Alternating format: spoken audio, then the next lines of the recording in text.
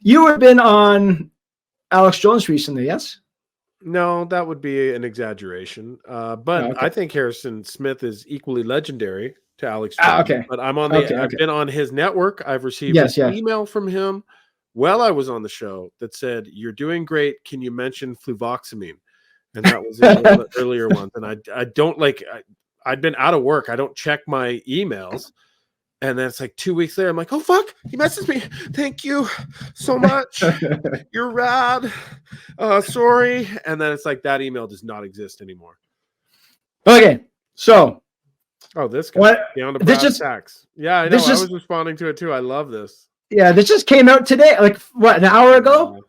An hour ago. And Alex Jones. And from the outside looking in, like, to be fair, not knowing the dynamics from some guy, which tab am I on here? Here we go.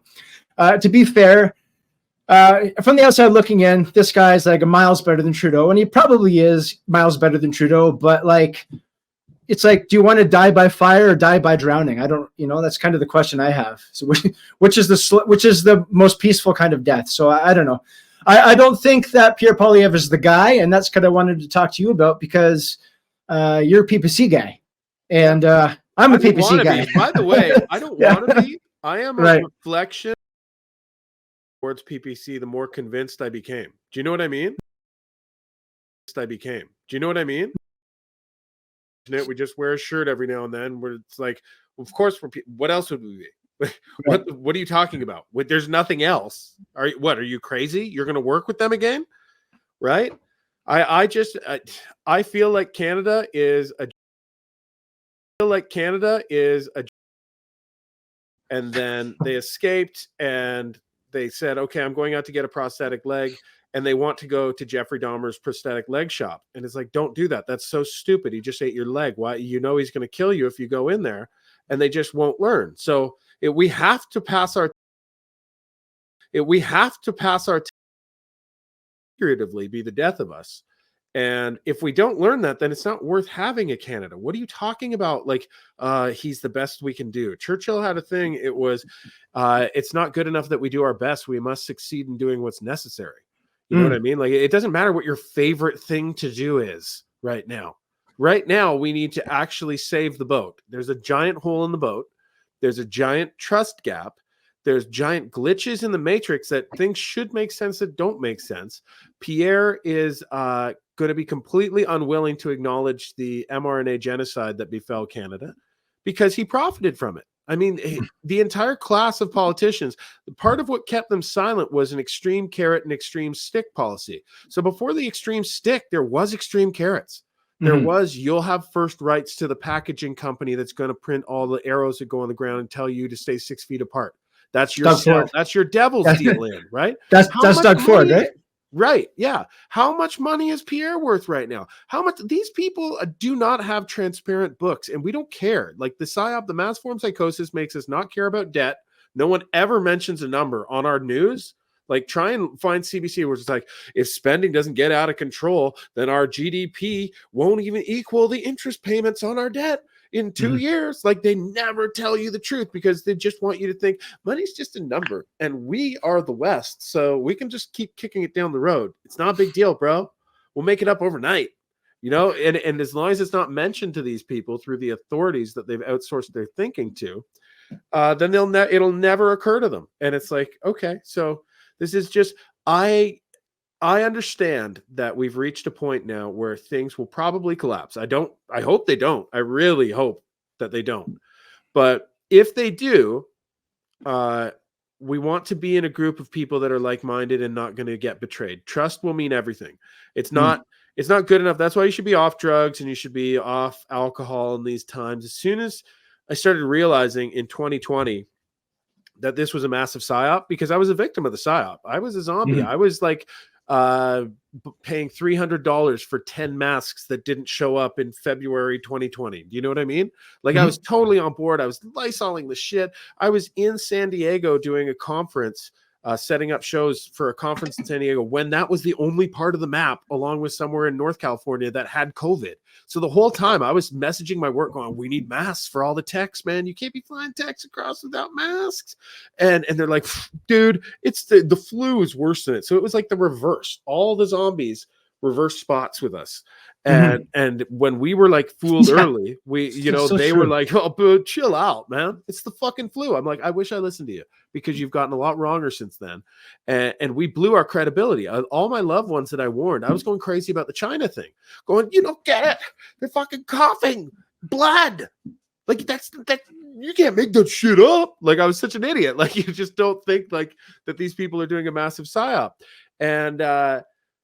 And so I blew my credibility with a lot of my friends and family. And then they're like, oh, well, if you were wrong about that, then why would you be wrong about mRNA then, right? You could be wrong again, right? You could be wrong again. They're going to take my job, so you better be wrong.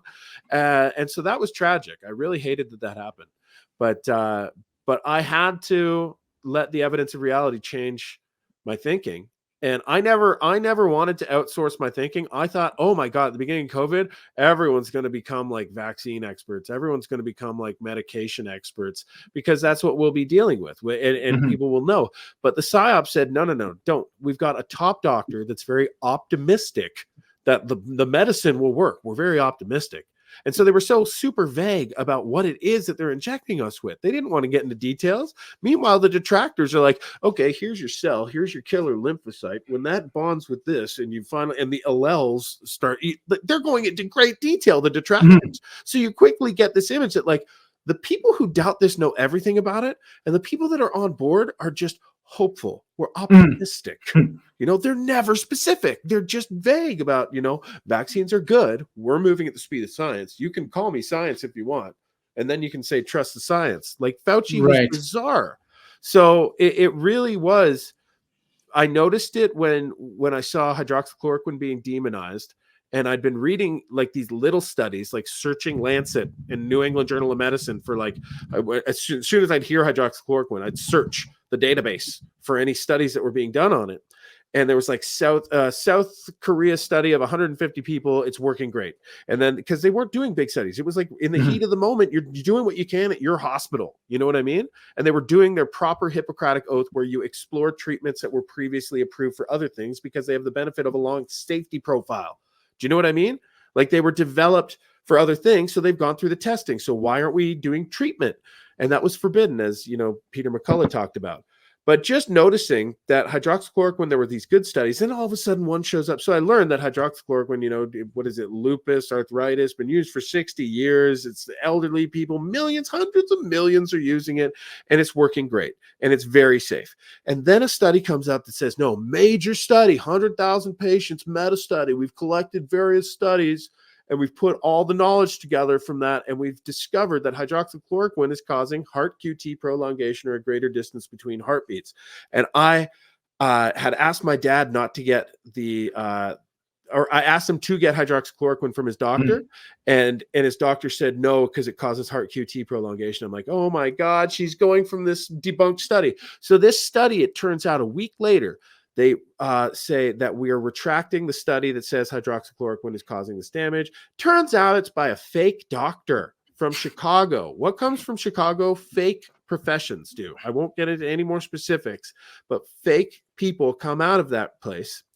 And so he's a fake doctor from Chicago named Saipan Desai.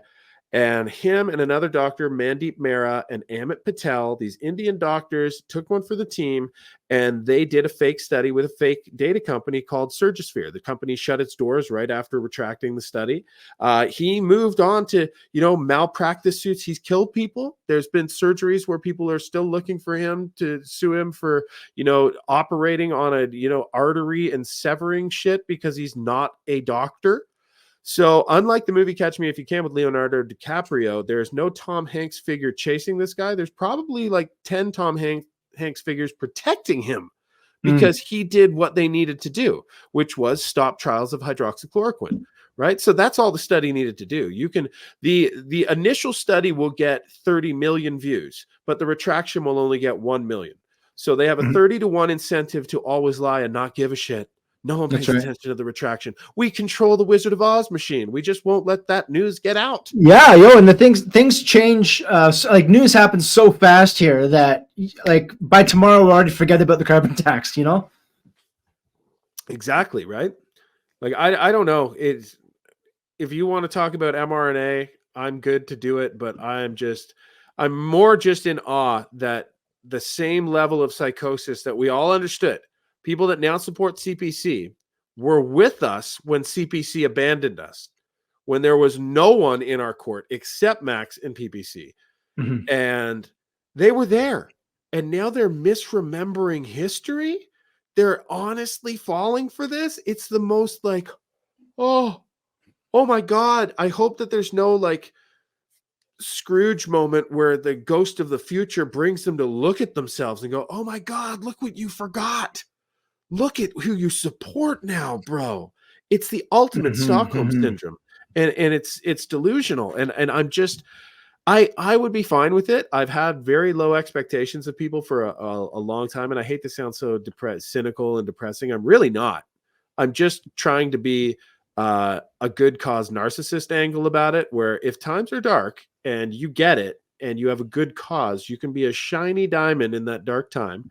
And other people will want to be like that. They'll want to have a good cause in their life, and they'll want to be happier, because you can't be happy if you don't know which way to go. And these people are guiding their lives, waiting for a destination to be provided to them by Agent Smith within the Matrix. And they know deep down that they're lying to themselves and that they'll be betrayed at the end of it, but they're just waiting to get something, not realizing your life is the building. The bands look back as their fondest memories of when we were all in that shoddy van, man, before the fucking Jets. That was when it really was good, right? Cliff Burton was back there. That was really the best times. And so, it's, if you don't have a good cause and you're not building something, you won't have the energy required to get you through a chaos period. And we're in a despair operation where they're trying to make everyone depressed and willing to give in. It's that scene in Braveheart where they just want them to yell, I quit, or whatever the fuck that priest wanted him to say, and he yells freedom instead. PPC is yelling freedom, and no one here is going to be giving in, drinking the poison that hot French princess brings us. No, that's not happening. A lot of people complain